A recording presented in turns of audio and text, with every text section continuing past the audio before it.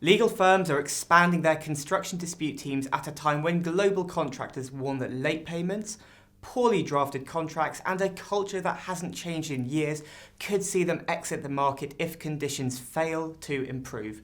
My name is Oscar Russo. Joining me on Construction Week in Focus is Neha Bhatia, and today we ask one crucial question: are disputes unavoidable?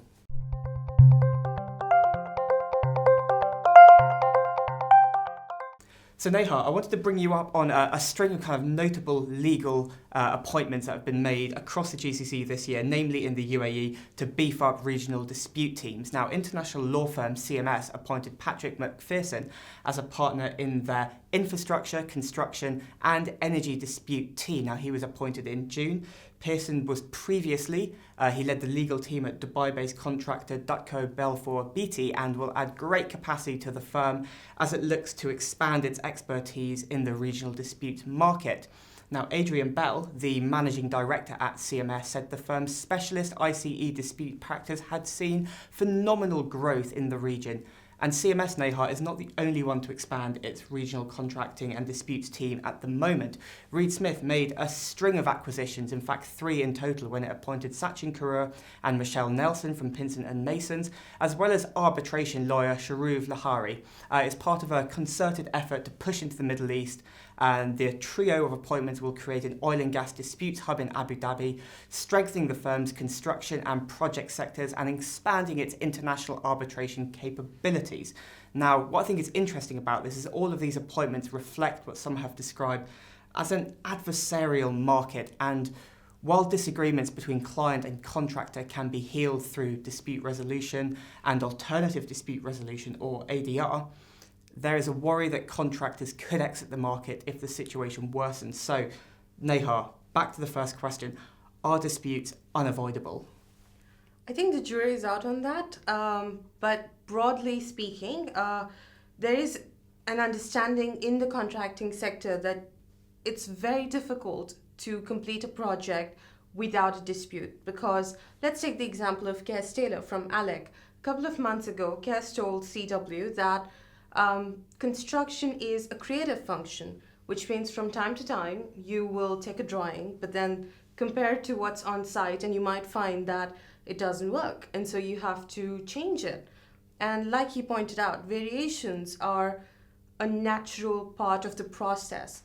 The trouble is when variations are not fairly paid for, and that's where a client's role is really important, because the client pays the contractor, who then pays the subcontractors. So it's important that clients understand that changes, if they are being made, need to be either accounted for in the initial contract, or they need to be worked on as you go along the project's life cycle, the development life cycle.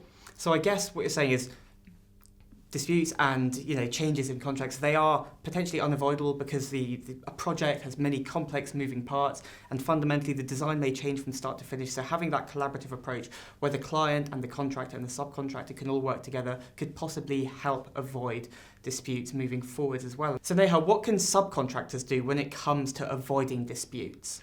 I think for subcontractors it's important to note essentially the same basics, that you have to communicate with your client, be that the client who's the developer or the client in your contract, which may sometimes be the main contractor.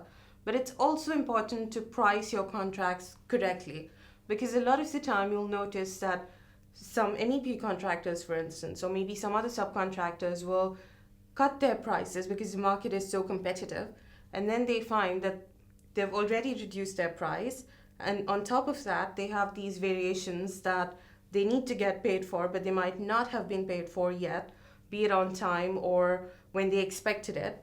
And all of that adds up, and before you know it, you have a cash problem. You have that massive amount that you need, that you're expecting.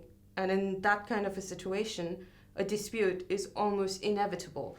So it's important to remember that your contracts are not just, drafted in a way that protects all parties, but that they're also priced fairly. I think there's an equitable responsibility, if you will, on clients, consultants, and contractors to regularly communicate where which are the areas where they're facing challenges and how these can be resolved. Because disputes, like Kez said, and Kez is pretty much the biggest leader in the industry right now. So, like he said, it is a creative function. I think it takes some understanding and a lot of communication within the project parties to make sure that disputes can be managed, or that contentious situations do not become disputes. And that's key, isn't it? Moving away, taking a contentious dispute and not going always through kind of like litigation and through the courts. There are other ways of resolving those. And actually, even before you get to the point where you need to take legal action, you can have alternative dispute resolution. And actually, like you said, Neha,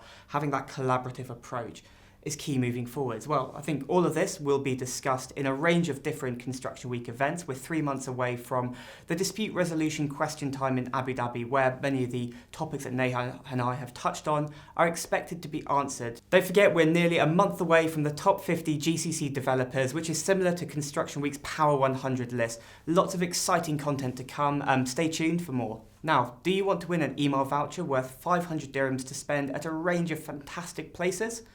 We have a limited number to give away. To get your hands on one of these limited number vouchers, please subscribe to our YouTube channel, like the video, leave a comment, and share it with all of your friends. Winners will be contacted directly by Construction Week. Don't forget that we publish new videos every Tuesday at 9 AM. Until then, thank you for watching and goodbye.